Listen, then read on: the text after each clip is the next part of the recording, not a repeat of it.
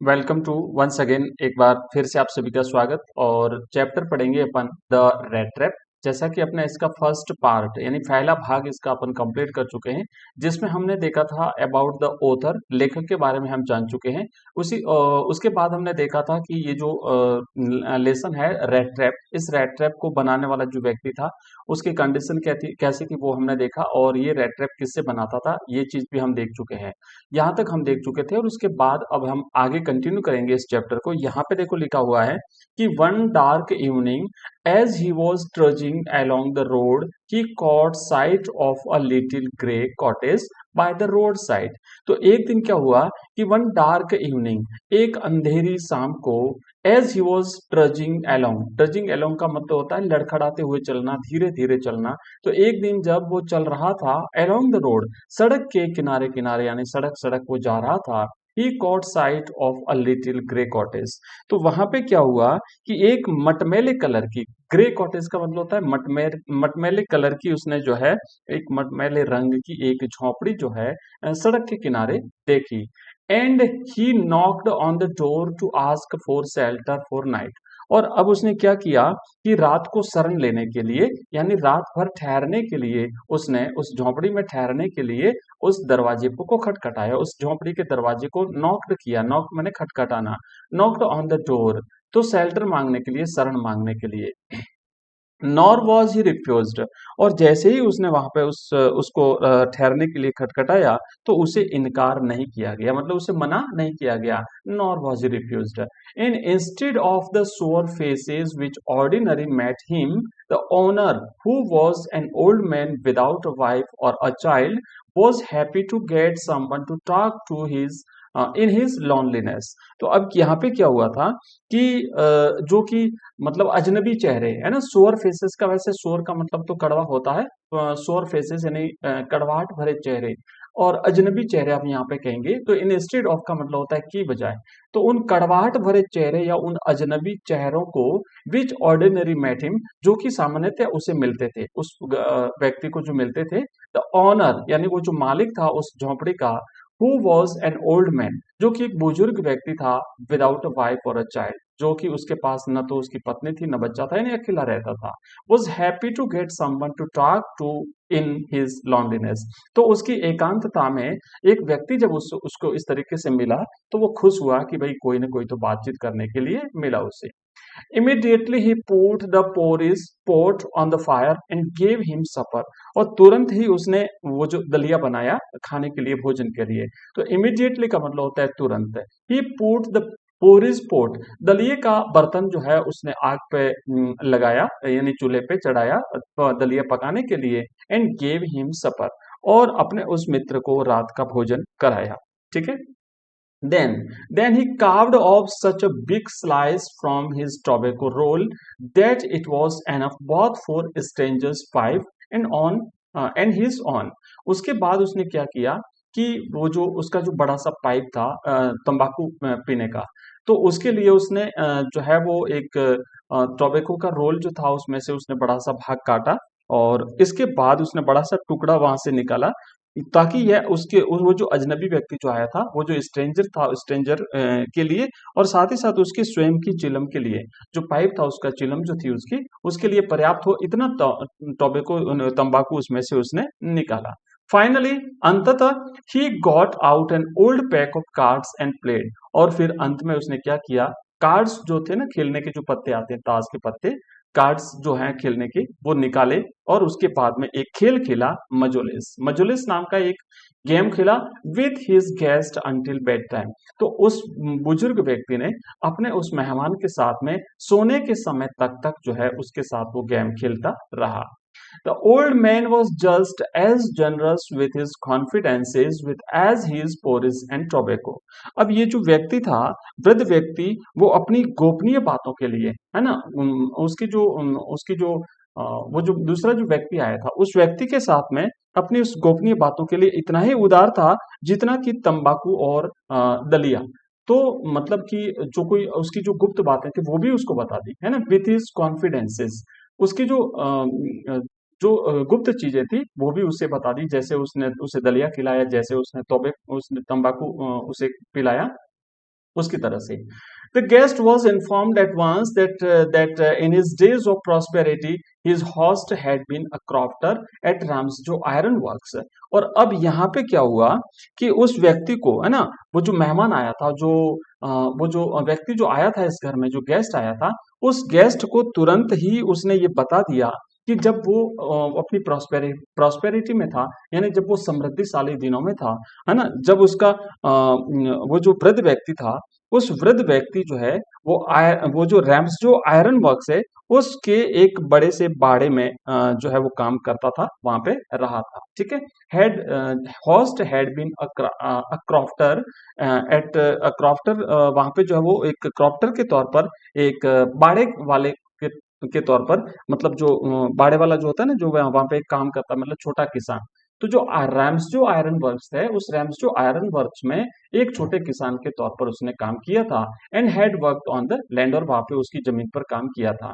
Now that he was no longer able to do day labour. और अब चूंकि क्या था कि अब वह जो है वो दिन में मेहनत नहीं कर पाता था, दिन भर उससे अब काम नहीं होता था उस वृद्ध व्यक्ति से, क्योंकि वो वृद्ध हो चुका था। And it was his cow which supported him. और अब वो, उसके पास एक गाय थी, तो उस गाय से जो है वो अपना गुजारा चलाता था, गाय के जो दूध से, मक्खन से वो अपना गुजारा चलाता था, वो काम नहीं कर पाता था। Yes, that bossy was extraordinary. और यहाँ पर बात हो रही है कि उसकी जो गाय थी वो काफी एक असाधारण गाय थी, मतलब ज्यादा दूध देने वाली गाय रही होगी, इसलिए वो यहाँ पे गाय के लिए कहा गया है कि वो, उसकी जो गाय थी वो काफी हट्टी तगड़ी थी ना, बोसी वॉज एक्स्ट्रा ऑर्डिनरी, मतलब वो गाय असाधारण गाय थी। She could give milk for the creamery every day. और वो जो है वो दूध दे देती थी। वो जो गाय थी वो रोजाना जो है जो दूध देती थी, उससे वो दूध मक्खनशाला भेजा जाता था। क्रीमरी का मतलब होता है मक्खनशाला, जहां पे दूध से मक्खन बनाया जाता है। And last month he had received all of 30 kroner in payment. और पिछले महीने इसने जितना दूध भेजा था वहां पे क्रीमरी में, जो दूधशाला होती है वहां पे, उससे उसे पिछले महीने जो है वो 30 kroner पेमेंट के रूप में मिले थे। यानी 30 kroner जो है वो उसे दूध बेचने से उसे पेमेंट प्राप्त हुआ था, उसे इतनी इनकम प्राप्त हुई थी। The stranger must have seemed incredulous, for the old man got up and went to window, took down a leather pouch which hung on a nail in the very window frame, and picked out three wrinkled 10 kroner bills। अब देखिए क्या होता है कि उस वो जो stranger व्यक्ति था, जो अजनबी व्यक्ति था, उस अजनबी व्यक्ति को the stranger must have seemed incredulous. Incredulous का मतलब होता है अविश्वसनीय प्रतीत होना। तो यहाँ पे उस अजनबी व्यक्ति को एक प्रकार से अविश्वसनीय प्रतीत हुआ। For the old man got up, क्योंकि जब वो व्यक्ति खड़ा हुआ, वो बुजुर्ग व्यक्ति खड़ा हुआ, वो व्यक्ति उठा वहां से, and went to the window, और वो अपनी खिड़की के पास गया, took down a leather pouch which hung on a nail in the very window frame। तो उसके बाद क्या हुआ कि एक लेदर का पाउच था, एक चमड़े की थैली थी, उस चमड़े की थैली को उसने अपने खिड़की के फ्रेम की खूंटी से उतारा, है ना। hung on a nail, nail का मतलब होता है जो खूंटी होती है। In the very window frame, यानी खिड़की की जो फ्रेम थी, उस फ्रेम में एक खूंटी थी, उस खूंटी में वो एक लेदर का पाउच लटक रहा था, उसको उसने नीचे उतारा। And pick out 3 kroner, 3 wrinkled 10 kroner bills. और उसके बाद में उसने जो है वहां से जो है उसमें से वो सलवटें पड़ी हुई, मतलब टूड़े मुड़े जो नोट थे, सलवटे पड़े हुए जो नोट थे, 3 kroner के जो है वो नोट वहां पे उसमें उसमें से उसने बाहर निकाले। These he held up before the eyes of his guest. और इन नोटों को उसने अपने मेहमान की आंखों के सामने पकड़ा, है ना। These he held up before the eyes of his guest, वो तीनों नोट उस, मतलब कहने का मतलब वो तीनों नोट उसने दिखाए। Nodding knowingly and then stuffed them back into the pouch. और उसने मेहमानों की आंखों के सामने रख करके और जानबूझ करके उन्हें सिर हिलाते हुए फिर से उसने जो है उस थैले में डाल दिए, उसे दिखाने के लिए कि भाई मुझे जो है वो, मेरे पास इतना पैसा है, मुझे लास्ट मंथ जो है वो मुझे गाय के दूध बेचने से मुझे ये 30 kroner प्राप्त हुए हैं। द नेक्स्ट डे, अब अगले दिन क्या हुआ कि अगले दिन both man got up in good season. दोनों ही व्यक्ति जो है वो ठीक समय पर उठे, है ना। इन गुड सीजन का मतलब होता है आराम से हंसी खुशी जो है वो वहाँ जो है वो सुबह उठते हैं। उसके बाद next, the crofter was in a hurry to milk his cow. अब जो किसान था, वो किसान जो ओल्ड मैन था, वो व्यक्ति जो था उस झोपड़े में रहने वाला, वो व्यक्ति चूंकि उसे अपनी गाय का दूध निकालना था, इसलिए वो अपनी गाय का दूध निकालने में जल्दी था। And the other man probably thought he should not stay in bed when the head of the house had gotten up. और दूसरा जो मैन था ना, वो जो अजनबी जो व्यक्ति था, यानी जो पेडलर था, वो जो चूहेदानी बेचने वाला व्यक्ति था, उसने ये सोचा कि सामान्यतया ना, प्रोबेबली यानी संभवतया, दो he should not stay in bed, कि उसे बिस्तर में नहीं रुकना चाहिए, उसे भी नहीं सोए रहना चाहिए। when the head of the house had gotten up, कि जब घर का मालिक उठ गया है, वो अपने काम में लग गया है, तो मुझे यहाँ पे नहीं सोना चाहिए, तो वो भी साथ साथ में उठ गया। They left the cottage at the same time, तो वे दोनों जो है वो उस झोपड़े से एक साथ बाहर निकले, एक साथ वहां से रवाना हुए। The crofter locked the door and put the key in his pocket. उसके बाद में उस किसान ने क्या किया कि वहां पे ताला लगा दिया। तो क्रॉफ्टर ने वो दरवाजे को ताला लगाया और चाबी जो थी वो उसे अपनी जेब में, उसने चाबी को अपनी जेब में डाल दिया। The man with the rat traps said goodbye and thank you, and thereupon each went his own way. उसके बाद उस वो जो अजनबी व्यक्ति था, यानी चूहेदानियां बेचने वाला जो व्यक्ति था, उस चूहेदानियां बेचने वाले व्यक्ति ने उस बुजुर्ग व्यक्ति को गुड बाय कहा, अलविदा कहा, और उसके बाद उसे धन्यवाद दिया, है ना, थैंक यू। एंड देयरअपॉन मैंने उसके बाद जो है went each went his own way, और दोनों में से प्रत्येक व्यक्ति अपने अपने रास्ते पे चला गया। But half an hour later the rattrap peddler stood again before the door. लेकिन आधे घंटे के बाद में जो रेट्रे पेडलर था, वो एक बार फिर से दरवाजे के सामने आकर के खड़ा हो गया। चूहेदानी बेचने वाला व्यक्ति एक बार फिर से उस झोंपड़े के दरवाजे के सामने आकर के खड़ा हो गया। He did not try to get in however. अब यहाँ पे जब वो आकर के खड़ा हुआ ना, तो उसने अंदर जाने की कोशिश नहीं की, दरवाजे से अंदर जाने की, अंदर घुसने की कोशिश नहीं की। He only went up to the window. वो सीधा खिड़की के पास पहुंचा। स्मैश्ड अ पेन, उसने एक जो कांच था ना, खिड़की का जो विंडो पेन जो था, एक शीशा जो था उसको तोड़ा, खिड़की के कांच को तोड़ा। स्टक इन हिज हैंड, और उसके बाद में अपना हाथ जहां से वो जो कांच तोड़ा वहां से अपना हाथ अंदर अंदर डाला। And got hold of the pouch with the 30 क्रॉनर। उसके बाद में 30 क्रॉनर वाली जो थैली थी, उस थैली को उसने पकड़ लिया, मतलब बाहर से ही हाथ डाला अंदर, तोड़ करके कांच को, और वहां पे अपना हाथ डाला और उस थैली को पकड़ लिया। He took the money and thrust it into his own pocket. और वहां से उसने क्या किया कि वो जो पैसा था वो निकाल दिया, और उसे अपनी खुद की जेब में उसे थ्रस्ट कर दिया, मतलब ठूंस दिया। Then he hung the leather pouch very carefully back in its place and went away. और उसके बाद उसने क्या किया कि वो जो पाउच था, वो जो लेदर का पाउच था, उसने एक बार फिर से उस लेदर पाउच को वहीं पर बड़ी सावधानी से उसे लटका दिया, और उसके बाद जो धन निकालने के बाद में उसे लटका दिया खाली थैली को, और उसके बाद वहां से वो चला गया।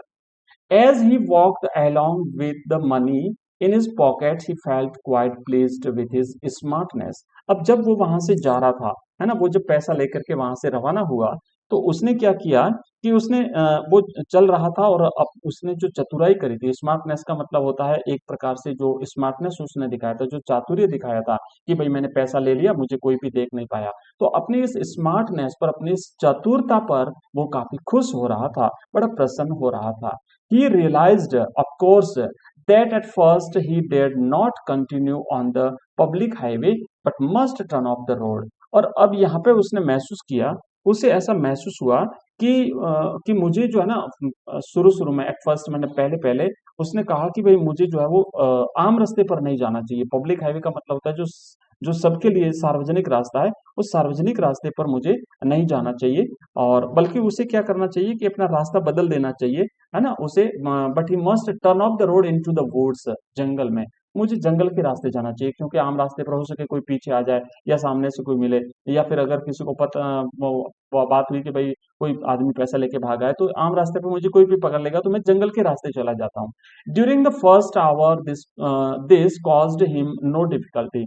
तो जब वो जंगल के रास्ते जाने लगा, तो शुरू के 1 घंटे तक, तो शुरू के जो घंटे 1 घंटा था, उसमें तो उससे कोई परेशानी नहीं हुई। ड्यूरिंग द फर्स्ट आवर्स, मतलब शुरुआती घंटों में तो उसे कोई समस्या नहीं हुई। Later in the day it became worse. लेकिन बाद में, है ना, धीरे धीरे बाद में जो है वो स्थिति उसकी जो है वो खराब होने लगी। For it was a big and confusing forest, क्योंकि जंगल जो था वो बहुत बड़ा जंगल था और एक प्रकार से कंफ्यूजिंग था, उलझन में डाल देने वाला जंगल था। पता ही नहीं चल रहा था कि कौन से रास्ते से मुझे आगे बढ़ना है और या फिर पीछे कैसे आना है।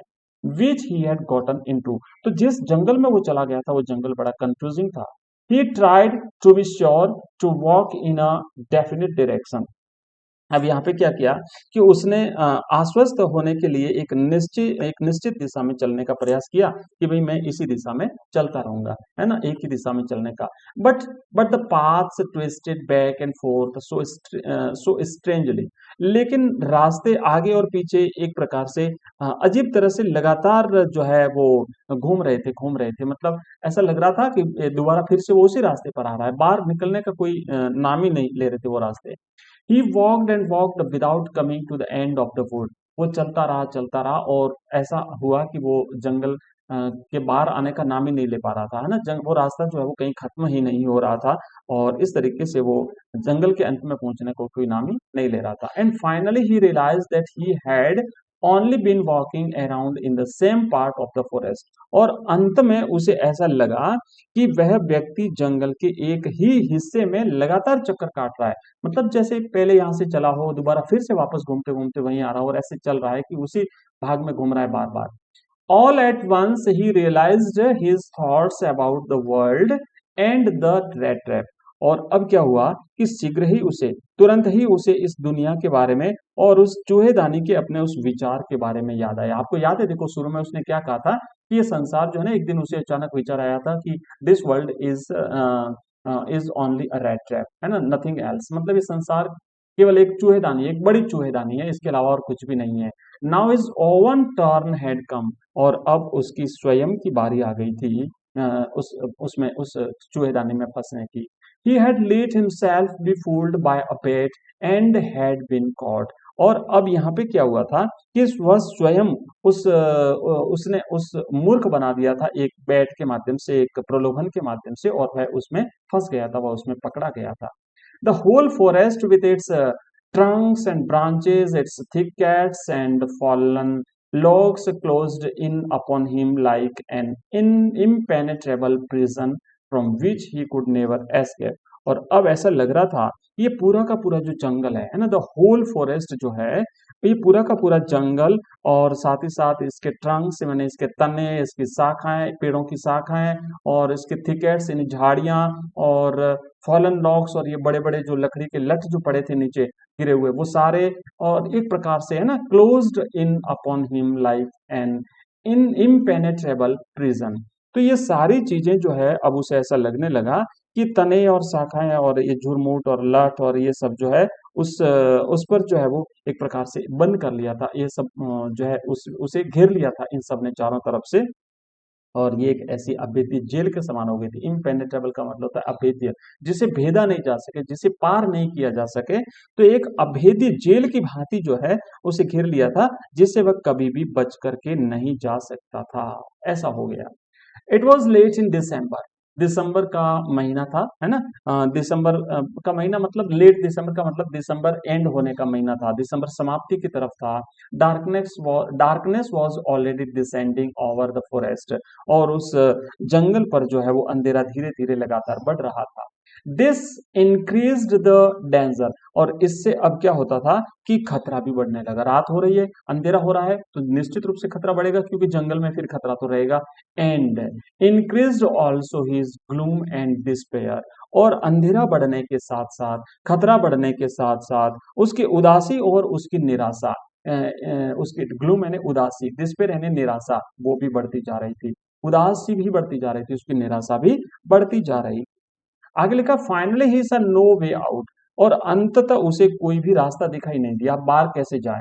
And he sank down on the ground, और उसके बाद जब उसे कुछ भी दिखाई नहीं दिया तो वो जमीन पर बैठ गया। ठीक है, सैंक डाउन का मतलब होता है वो जमीन पर जो है वो बैठ गया, और जमीन पर बैठने के बाद में एक प्रकार से जैसे घायल होकर के है ना, वो निढाल हो गया। On the ground tired to death, और कैसे, जैसे मरे हुए के समान। Thinking that his last moment had come, और ये सोच करके कि अब उसका अंतिम समय नजदीक आ पहुंचा है, उसका अंतिम समय आ गया है। But just as he laid his head on the ground, लेकिन जैसे ही उसने अपना सिर जमीन पर रखा, बिल्कुल थक चुका था, मृत के समान हो गया, वो नीचे गिर गया।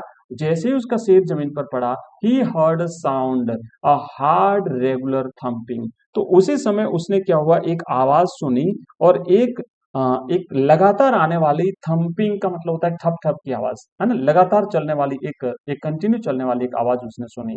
There was no doubt as to what that was. अब यहाँ पे इसमें जो है ना कोई भी संदेह नहीं था कि वह आवाज किस बात की थी, वह आवाज किस चीज की थी। ये रियलाइज्ड हिमसेल्फ, उसने स्वयं ही महसूस किया, उसने जो आवाज सुनी थी उस आवाज के बारे में वह स्वयं उसने महसूस किया। Those are the hammer strokes from an iron mill. तो उसने क्या कहा कि ये जो आवाज उसने सुनी थी वो किसी लोहे के कारखाने में हथौड़े की आवाज थी। देर वॉज हैमर स्ट्रोक्स, हथौड़े की जो आवाज होती है, फ्रॉम एन आयरन मिल, एक लोहे के कारखाने में जो हथौड़े की आवाज चल रही है वो आवाज थी। ही थॉट, उसने सोचा, there must be people nearby. उसने सोचा कि यहाँ आसपास अवश्य ही कोई न कोई लोग होने चाहिए। ही समन्ड ऑल हिज स्ट्रेंथ, उसने अपनी सारी शक्ति जो थी, उसने अपनी पूरी ताकत जो थी वो इकट्ठी करी, बटोरी, कॉट अप, इकट्ठा हुआ, and staggered in the direction of the sound. और उसके बाद में वो उस ध्वनि की दिशा में लड़खड़ाता हुआ आगे बढ़ा और वहां पे जाने लगा। The Ramsjo iron works. अब वही रैम्सजो आयरन वर्क्स आप याद करिए बच्चों, जब उस ओल्ड मैन ने, उस क्रॉफ्टर ने कहा था कि मैंने कभी वहां पे, जब मैं युवावस्था में था तो मैंने समृद्धि के दिनों में यहाँ पे काम किया था। Which are now closed down. तो ये जो रैम्सजो आयरन आयरन वर्क्स जो था वो अब बंद हो चुका था, है ना, क्लोज हो चुका था, बंद हो गया था। And not so long ago a large plant with smelter, rolling mill and forge. तो यहाँ नहीं, यहाँ पे which are now closed down पर not so long ago large plant with smelter and rolling mill and forge. और थोड़े समय पहले ही वह एक बहुत बड़ा कारखाना था जिसमें जो है वो वहां पे रहे थे, क्या कहते हैं, so long, not so long एगो, ज्यादा समय पहले नहीं, लार्ज प्लांट, बड़े बड़े पौधे, एंड विथ स्मेल्टर, वहां पे जो स्मेल्टर, जो लोहा गलाने की जो भट्टियां होती है ना, वो रोलिंग मिल और बेलनी मिल एक प्रकार से, एंड फोर्स, और वहां पे जो है वो भट्टियां थी।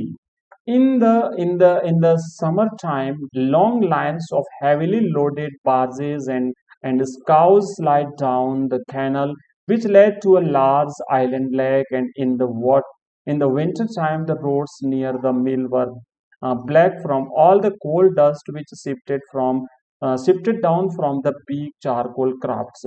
और यहाँ तक बात करें कि जैसे मान लीजिए कि इन द समर टाइम, अब जैसे गर्मियों की अगर बात करें तो summer time, long lines of heavily loaded barges and scows slide down the canal.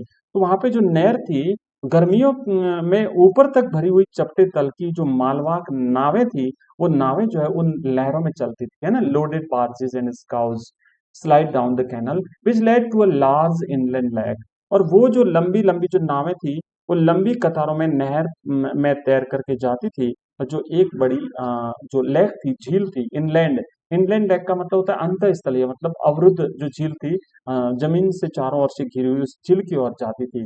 And in the winter time the roads near the mill were black from all the coal dust which shifted down from the big charcoal crafts.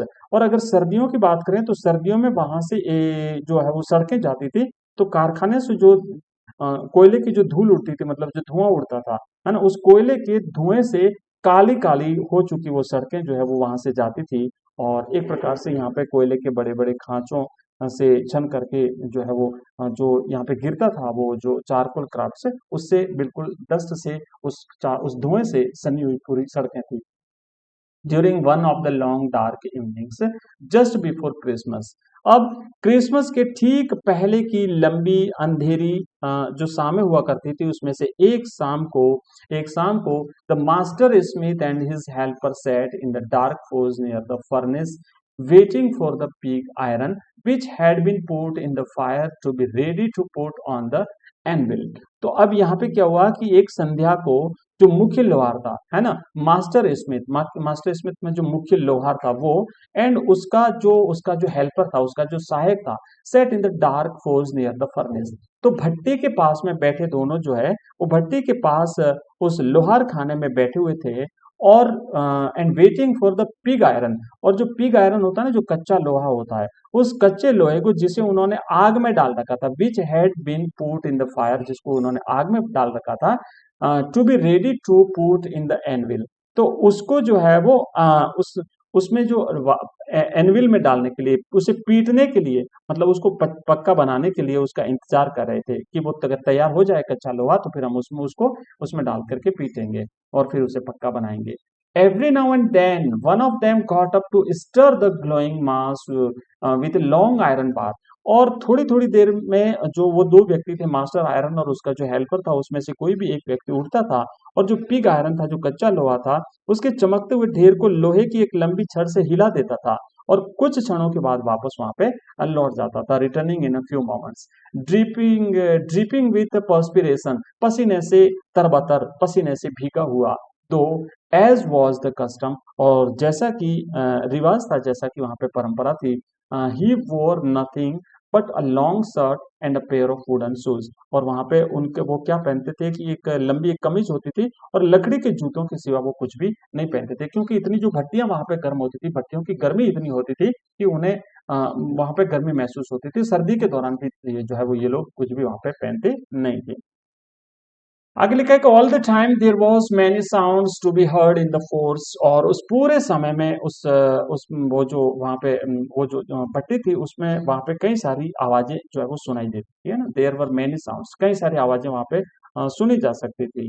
The big bellows groan and the burning coal cracked. अब वहां पे आवाज क्या क्या थी, एक तो जो बड़ी सी जो धमनी थी, जिससे वो हवा देने की जो धमनी होती है ना, तो धमनी जो है वो धौंकनी जो है वो कराती थी, और साथ ही साथ जलता हुआ कोयला जो कड़कड़ाता था, जब मतलब उसमें डाला जाता था कोयला, तो ताजा कोयला जब भी अपन डालते हैं तो वो कोयला उसमें से आवाज निकलती है ना, पट पट पट ऐसे बोलता है। The fire boy shoveled charcoal into the maw of the furnace with a great deal of clatter. आग जलाने वाला जो लड़का था वो काफी खड़खड़ाहट की आवाज के साथ भट्टी के पेट में कोयले झोंकता था, लगातार कोयला डालता जा रहा था उसमें, उस भट्टी को लगातार बनाए रखने के लिए। आउटसाइड रोड द वाटर मिल, और बाहर जो है वो जल प्रपात दहाड़ता था, झरना गिरता हुआ पानी जो है वो वहां पे की आवाज होती थी। And sharp north wind swept the rain against the brick tiled roof. और उसके बाहर जो है ना, तीखी उत्तरी हवा बरसात को ईंटों से बनी छत पर जो है वो एक प्रकार से जैसे कोड़े के समान मारते हुए वहां पे जो है वो सुनी जा सकती थी। तो बच्चों, हमने यहाँ तक देखा है, और इसका जो नेक्स्ट पार्ट है उसको अपन नेक्स्ट क्लास में लेंगे, क्योंकि वीडियो काफी लंबा हो रहा है, इतना लंबा वीडियो फिर बड़ा हो जाएगा ज्यादा। तो ज्यादा इसको बड़ा ना करते हुए हम इसे छोटे छोटे भागों में, छोटे छोटे टुकड़ों में पढ़ेंगे, और नेक्स्ट हम इसे एक या दो भाग में इसे कंप्लीट कर देंगे। ठीक है, तो मिलते हैं जल्दी नेक्स्ट वीडियो में। लेकिन मैं आपसे कहना चाहूंगा कि अगर आप कंप्लीट कोर्स जो प्राप्त करना चाहते हैं, तो इस वीडियो के डिस्क्रिप्शन में हमारे ऐप का लिंक दिया हुआ है, उस ऐप के लिंक पर आप क्लिक करके हमारा ऐप डाउनलोड करेंगे, तो वहां पर आपको ये पूरा कोर्स मिल जाएगा। ठीक है, मिलते हैं नेक्स्ट क्लास में, तब तक के लिए बाय, थैंक यू, धन्यवाद।